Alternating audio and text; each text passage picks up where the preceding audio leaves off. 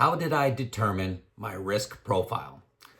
The result of a risk profile analysis survey is typically something like 60-40.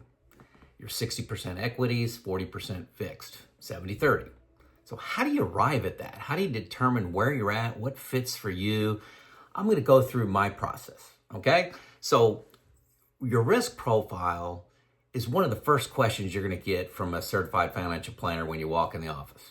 First question. Everything hinges off your answer to this, your result from this. It's a fundamental decision that has huge consequences to the growth of your assets, your emotions, what you're able to spend, and any legacy. So it's a big deal, okay? So there are several risks to investing that you need to understand. One, there's market risk. Investments can go up, they can go down. Due to market conditions, happens all the time. There are bear markets, there are bull markets. The stock market does not return 10% every single year, even though we want it to. Actually never, almost rarely will it get 10%. It's usually 20% or minus 20. But tends to be 3 years out of 4 going up. Inflation risk. The risk of inflation is real. It's eroding your purchasing power. So if you're making 1% return on your money and inflation is 3% or 4%, you're losing money. And you do that for 10, 15 years, you've lost a lot of purchasing power. So how are you going to combat inflation? Longevity risk. How long are you going to live? A lot of people worry about running out of money in retirement. If you're going to live to 75, that's a different calculation than 95. A smaller one for many folks is liquidity risk. If you're buying an asset that like a bit into a business or something like that, that's hard to sell, you got a liquidity problem. And then interest rate risk. What kind of interest rate are you able to get in a high yield savings account, in a money market fund? And when interest rates are lowered, we see this when the Fed increases rates, for example. When they increase rates, bond funds, existing bond funds go down, okay? Down because they're not worth as much. And the opposite is true when interest rates go down, like when the Fed's lowering them now, your existing bonds have more value. So you got another risk there you're trying to manage. All these things at the same time. Now, when you walk into a certified financial planner's office, they're going to probably put a questionnaire in front of you. And that it's not bad, but it's a questionnaire, asking you about your risk tolerance. Would you prefer fixed income with more predictable, income coming in, like an annuity or bond? Or are you comfortable with volatility, but with a higher reward, like you can get from something like stocks? Another question. When the market goes down 30%, how do you react? Do you panic? Do you lose a lot of sleep? Or do you understand that that's just part of the process? Everybody's different. No right answer here. What's your investment knowledge? Do you understand that there are bear markets? But the market does go down. The market does go up. Historically, it has gone up. It's no guarantee. How comfortable are you with all that drama? Then from that questionnaire, you pick a profile. Are you conservative? That means lower risk, more allocation to bonds, cash, dividend paying stocks maybe. Moderate risk, you have a blend of stocks and bonds for somebody that's in the middle. And then you got aggressive, higher risk, more allocation to stocks, more growth type stocks, a lot more drama. And I know for me, and this is from, being a saver most of my life and, investor, saver. Now that you're in retirement, you become a spender. But I wanted to be labeled aggressive, and that's just, maybe it's a macho thing. When I was saving, I was 100% equities until about 5 years before retirement. But the tendency is, maybe a little ego to say, I want to be aggressive. Who wants to be conservative? I don't need that. But, that's just me. More disclosure on who I am. A typical rule of thumb when you walk into a planner or you listen on YouTube, they'll say, here's an example. Let's say you're 60-40. Well, that's 60-40. There's some history around that, but it is history, and it is looking back. We're getting into some decent bond returns now, but man, from about 2010 to 2022, bond performance was terrible. Like, you were lucky to get 1%. Inflation was killing you. But that's recency, recency bias. What's it going to be long-term? Who knows? Stocks tend to be less risky when you get out into 10, 15, 20-year time frames. You're also told that bonds reduce volatility. You may have a standard deviation, which is a measure of volatility of bonds of maybe 5 or 6, and then stocks are 15, 16, and it just could be much wider range of returns when you're looking at an individual year. But I look at this and using the S&P 500 as a yardstick, okay? When I say the market, I'm just saying S&P 500, so sometimes I'll interchange those. So when the S&P 500 goes up, you say you determine your 60-40, and the S&P 500 goes up 20%, and you only go up 13% because you're 60-40, can you handle that? All your friends, everything you're watching on the market, oh gosh, it's up 20%, it's up 25%, and you're up 13 or 14% because of your risk profile you entered. How are you going to handle that? What if it's 2 years in a row at 20%? Okay, now you're up about 40%, or the market's up 40%, and you're up 18, 20, because of the risk profile that you selected. As I said earlier, the market on average is somewhere like 3 years out of 4, it goes up. Now, those are averages. That's not a guarantee of the next year, but that's 3 years out of 4, it goes up. So many people will sell their bonds. So you had 2 good years of equities. They'll say, gosh, I'm 60-40. The stock market's going crazy. It's gone up for 2 years.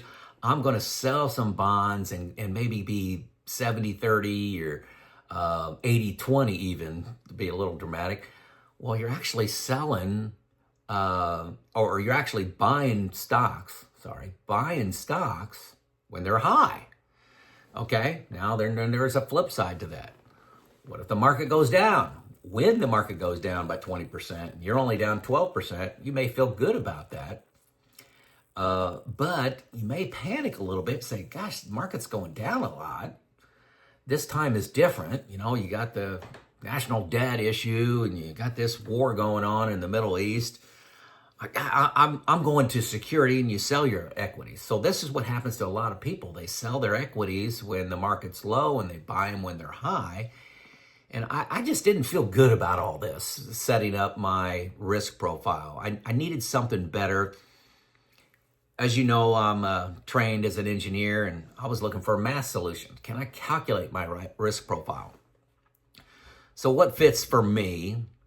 I looked at years that I wanted out of the stock market and in fixed assets like bonds, like T-bills, like money market funds, CDs, savings account.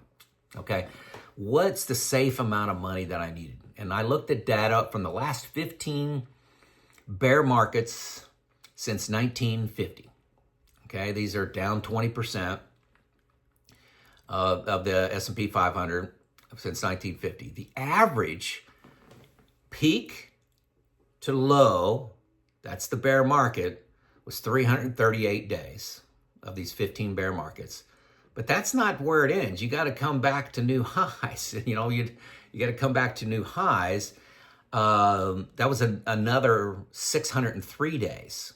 So 338 days from average, from the peak down to the trough, and then another 603 days back to new highs. So that whole cycle, 2.6 years. So the average bear market, peak to peak, 2.6 years. The worst was in these 15, it was a .com. It was 929 days to reach the bottom and 1,694 to reach new highs again, 7.2 years. And many of you know that lived through that. That was followed just a few months later by the great financial crisis. So we had another dip down, pretty quickly. So 7.2 years was kind of the worst. 11 out of 15 of these bear markets were 3 years or less. 73% were less than 3 years.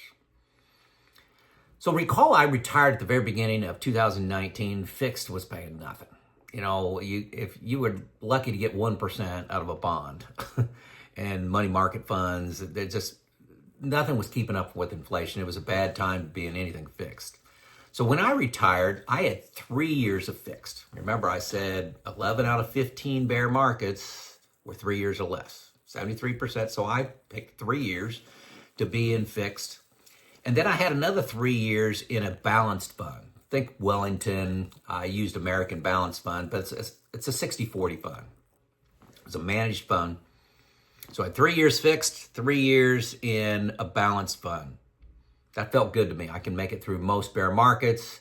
And if it lasts longer than 3 years, I had this balanced fund that should get, decent returns, maybe around 0, maybe -5 or something like that. But it wouldn't be down, 30-40%. And then left most of my money in equities to grow. That's what I did.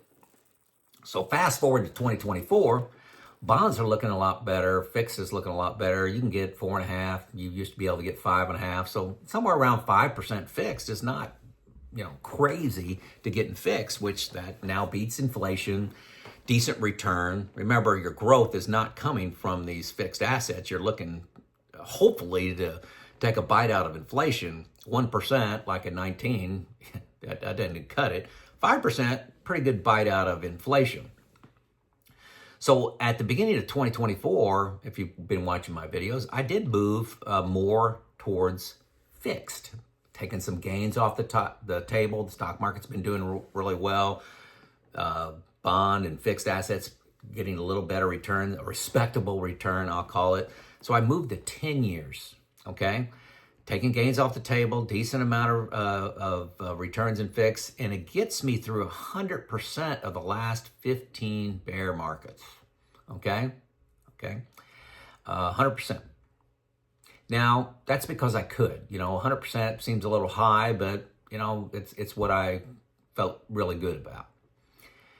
Now, these 10 years of expenses, that's not all my expenses. That's net of I get a pension income, small pension, and then in the future, I'll get Social Security. So it's net of any other income I have coming in. I put in some of my YouTube income, but not, I don't anticipate having this channel, or don't project having this in my financial plan, having income from this channel after about 3 more years from now. So I've stopped in 3 years. And then that calculates into just looking at the dollars I have to cover those 10 years expenses, net of all the other income, and my other equities, comes out to 80-20. So I backed into my risk profile. I didn't just say, I feel good at 60-40. I said, I want 10 years out of the market, excluding my other income. What does that work out to be? 10 years of fixed with, the balance in equities, 80-20, okay? Now I have to stomach the downside of that. 2022, I lost a lot of money. There were a lot of zeros behind my equity, but I knew I had this buffer in front of me. At the time it was 6 years, and I felt really good about that buffer. And I feel great about the 10-year buffer. And volatility on the upside, nobody complains about volatility on the upside. If the stock market goes up 30%, I'm not upset about that. Nobody is. Now the dollar value, keep in mind the dollar value of my 10 years in fixed will go down once I start claiming Social Security and have another big source of income. I still will probably try to maintain 10 years of fixed, but that's going to be a much smaller number because, I've got my pension, I've got Social Security covering quite a bit of my expenses. I do look at every quarter, I do a deep dive into my funds, how they've been performing, how much I've been spending, and I look at potentially doing a rebalance once a quarter. It's pretty rare. It works out to maybe less than once a year I'm doing a rebalance.